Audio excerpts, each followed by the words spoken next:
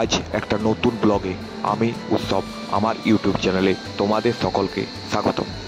আজ কেআরএস ব্যাঙ্গালোর থেকে চেন্নাই যাওয়ার জন্যে একতলা নয় দুতলা ট্রেনের টিকিট কেটে রেখেছি। তো চলো ট্রেনটার সম্বন্ধে তোমাদেরকে ট্রেনের ভিডিওটা দেখছো। ট্রেনটা স্টেশনে ঢুকছে, এরপর ট্রেনের উপরে উঠে আমি ট্রেনের ভিউ আর ট্রেনটা সম্বন্ধে তোমাদের শেয়ার করব। তো তোমরা ট্রেনটা দেখো, একতলা নয় দুতলা ট্রেন কেআরএস ব্যাঙ্গালোর স্টেশনে ঢুকছে।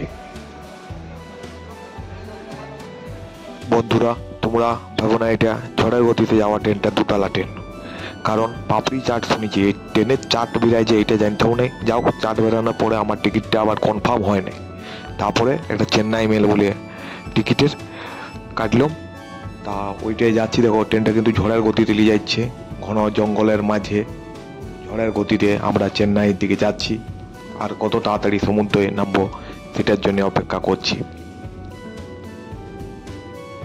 তো ফাইনালি তোমরা ভিডিওটা দেখো, ভালো লাগলে অবশ্যই চ্যানেলটা সাবস্ক্রাইব করো, আর ভিডিওটা কেমন লাগলো অবশ্যই কমেন্ট করে জানাও।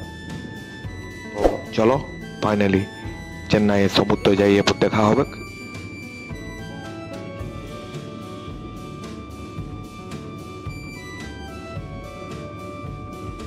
দুপুরে খাওয়া দাওয়ার পর আমার মেয়ে আদ্রিতা ঘুমাবার জন্য রেডি। তাই মা বাবার জন্য আর অপেক্ষা না করে নিজের বিছানাটা নিজেই বিছাচ্ছে।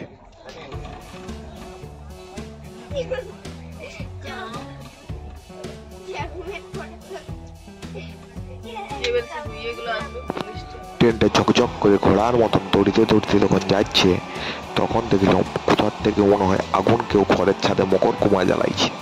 তারপর দেখছি না, এটা মকর কুমার আগুন নয়, এটা অন্য কিছু বলে।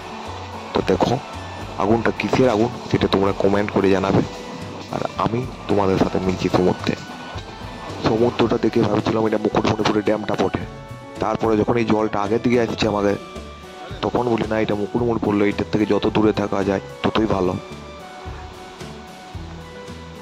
আর সমুদ্রের ঝকঝকে সাদা বালিগুলো দেখে লোভও লাগছিল। যদি এই বালিগুলো দিয়ে ঘরটা করা যেত দিলে খুবই ভালো হতো। আমার দিকে এখন বালির বহু দাম। তো তোমার দিকে বালির কত দাম অবশ্যই কমেন্ট করে জানাও, আর চ্যানেলটা ভালো লাগলে চ্যানেলটাকে সাবস্ক্রাইব করো। ভিডিওটা কেমন লাগলো সেটাও জানাবে কমেন্ট করে। তো আজকের মতো এখানে ব্লগটা শেষ করছি। আর একটুর জন্য ঢুকে গেছিলাম সমুদ্রের ভিতরে। তো বাই।